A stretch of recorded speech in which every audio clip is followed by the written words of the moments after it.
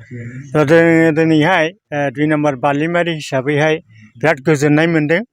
मानो होननानै बुङोबा आलारि सोरांनिफ्राय जोंनो दिनैहाय रायजोफोरनि गेजेरावनो गाजा गोमजायैहाय ज' जालायनानैहाय बरायबाय। आलारि सोरांनि 2 लाख थाखा स्किमखौ मोननानैहाय जोंनि गामिया बिराद गोजोननाय मोन्दों। आरो दा जोङो माने जोंहा राजु कुमार नार्जारि सारनिफ्राय जेनेरेल सेक्रेटारि UPPL नि बिथांनि आखाइनिफ्राय जोङो नाजावनो मोन्दों। ओंखायनो जोङो बिराद गोजोननाय मोन्दों। आरो सिगां समावहाय जोङो बेफोरबायदि मोनाखै। आगोलनि सरकारावथ' बिदि खुनु माबायानो गैया, बिहैबाबो मोना, थांबाबो मोना, माने बिराद खस्थ'यैहाय सालायबोदों। ओंखायनो जोंना 2 नम्बर बालिमारिया गोदोसोना थानाय जादोंमोन गारजासालिया। बियो 1947 बावनो गायसनजानायमोन। ओमफ्राय दिनैनि दिनावहाय जोङो 2 लाख थाखा मोननानै बिराद गोजोननाय मोन्दों। जोंनि बालिमारि बाथौ UPPL सरकारनिफ्राय मोननानै जोङो बिराद गोजोननाय मोन्दों। रायजो राजाबो बिराद गोजोननाय मोन्दों। दिनै मोसानाय दामनाय देनायजों जोङो बरायदों। उनावबो जोङो आसा खालामो जेनेबा नांगौ समावहाय जेनेबा सरकारा जोंखौ नायहरबावगोन।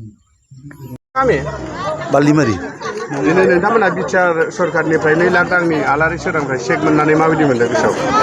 मोजां मोनबाय सार, गोसोआव मोजां मोनबाय। सिगां समाव बेफोरबायदि मोनफेरदोंना मोनफेराखैमोन? सिगाङावथ'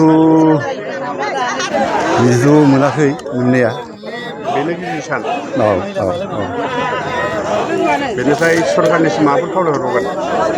खावलायनायाथ' नांगौ जायोबा खावलायनाया जायो। दा जेनेबा जोंहा सार बे मन्दिरावहाय मेला मावबावनांगौ दङ खामानिफ्रा।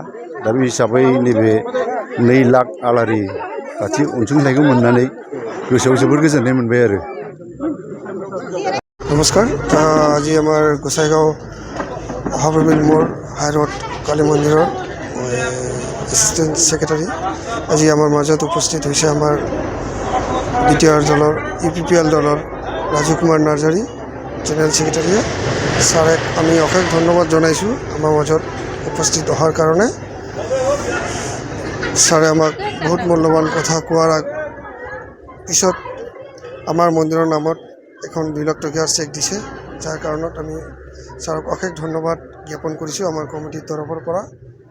আৰু আশা ৰাখিছোঁ আগন্তুক দিনত ছাৰে আমাৰ লগত থাকিব আৰু আমিও আছোঁ আৰু আগলৈকে থাকি যাম।